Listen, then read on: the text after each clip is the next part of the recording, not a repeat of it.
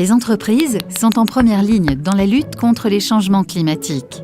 Elles sont aussi les premières utilisatrices de la compensation carbone. En France, elles représentent plus de 90% du volume d'émissions compensées chaque année. Stratégie bas carbone, politique RSE, actions de solidarité internationale, contribution aux objectifs de développement durable ou reporting climat, les champs de valorisation d'une action de compensation carbone sont nombreux pour les entreprises.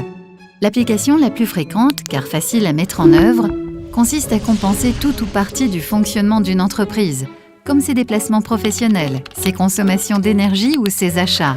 Les événements d'entreprise font souvent l'objet d'une compensation ponctuelle. Ils offrent une certaine visibilité de l'action et peuvent impliquer les participants dans la démarche.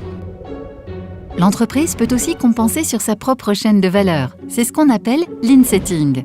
Cette approche a l'avantage de connecter directement compensation carbone et cœur activité.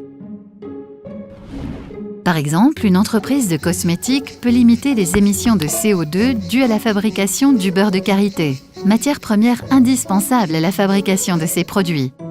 Justement, les produits ou services d'une entreprise peuvent être neutres en carbone. L'empreinte climatique d'un produit est calculée, réduite via l'éco-conception, puis la totalité de ses émissions résiduelles sont compensées. Enfin, la création par une entreprise d'un fonds carbone dédié au développement d'un projet de compensation lui permet de revendiquer sa maternité et de s'impliquer pleinement. Ce projet de solidarité est mobilisateur pour les salariés qui pourront un jour aller le visiter. Ces fonds carbone participent aussi à l'acceptabilité d'un prix du carbone par les différents services de l'entreprise.